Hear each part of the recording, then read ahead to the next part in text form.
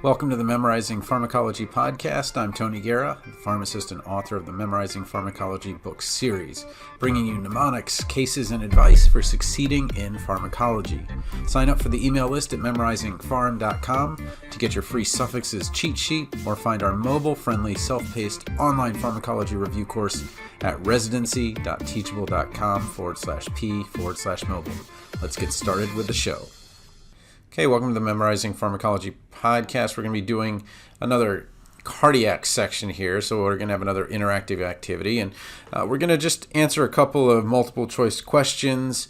Again, really understanding the anatomy is key, and to some extent the physiology to succeeding in pharmacology.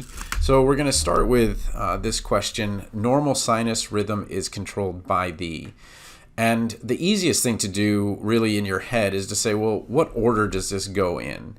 And the first thing is at the SA node, then we go to the AV node, then to the bundle of His, and then the Purkinje fibers.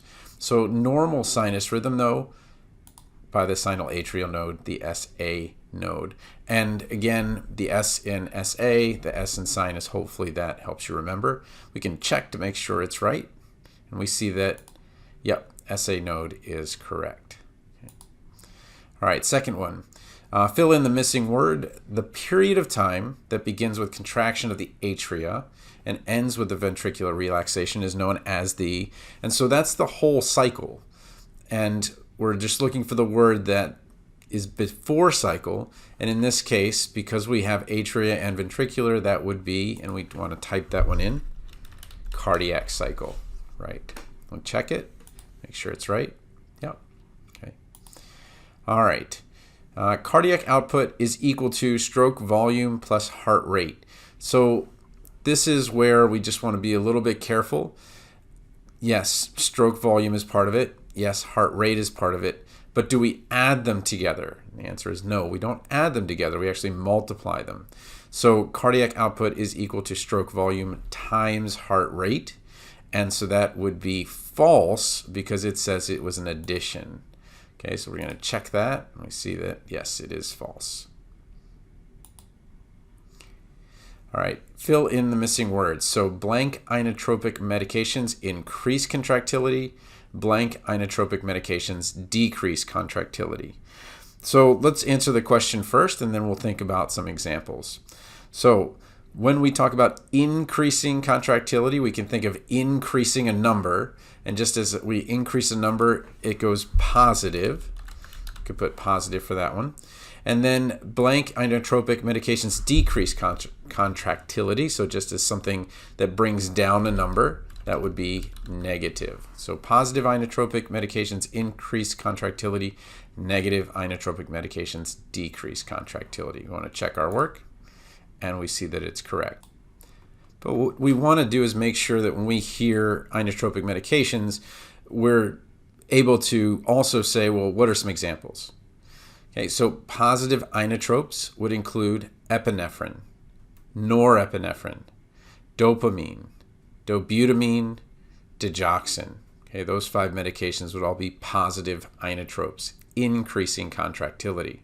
So epinephrine, norepinephrine, dopamine, dobutamine, and digoxin. What about negative inotropes? We could consider the beta blocker, atenolol. That would be a negative inotrope. What about verapamil, okay, a calcium channel blocker? Those two would be negative inotropes. Those are medications that decrease contractility. Okay. All right, let's go on to the next one. Which of the following is not a potential cause of hypovolemia? So what we're worried about is, are we going to have low blood volume? And what we're looking for is something that's going to actually cause hypervolemia, which is an increase in blood volume. So the options are hemorrhagic shock, severe burns, heart failure, and increased use of diuretics. So with shock and burns, we certainly can see less volume. With heart failure, that actually is going to back things up. So we'll actually probably see hypervolemia. And let's just check the last one, increased use of diuretics. Yeah, that would cause hypovolemia. So which one is not a potential cause of hypovolemia? That would be heart failure. Okay. Oops, I didn't push the check button. So yeah, that's right. Okay, let's go on to the next one. The release of catecholamine, epinephrine, and norepinephrine, again, we just talked about those being positive inotropes, cause an increase or decrease in heart rate and force of contraction. Okay, so since they are positive inotropes, we talked about a couple questions before, we would check that and say, yep, that is, oops, I didn't click the thing there, so increase, check. Yes, we'd increase the heart rate and force of contraction. Okay. All right, here's the last question. The quicker responding and more direct blank, also known as the tissue factor pathway, begins when damage occurs to the surrounding tissues, such as in a traumatic injury. The blank is longer and more complex. This pathway can be prompted by damage to the tissues or resulting from internal factors, such as arterial disease. Well, the tissue factor pathway would be the extrinsic pathway, so we put that one here. And then you can use the I in internal and I from intrinsic to remember that that is the intrinsic pathway. So I'll read it. Well, let me check it first. It's correct. But let me read it in its entirety. The quicker responding and more direct extrinsic pathway, also known as the tissue factor pathway, begins when damage occurs to the surrounding tissues, such as traumatic injury. And you can think of an injury coming from outside extrinsically. The intrinsic pathway is longer and more complex. The pathway can be prompted by damage to tissues or results from internal factors, so intrinsic, such as arterial disease. Okay, and we checked and made sure that's right.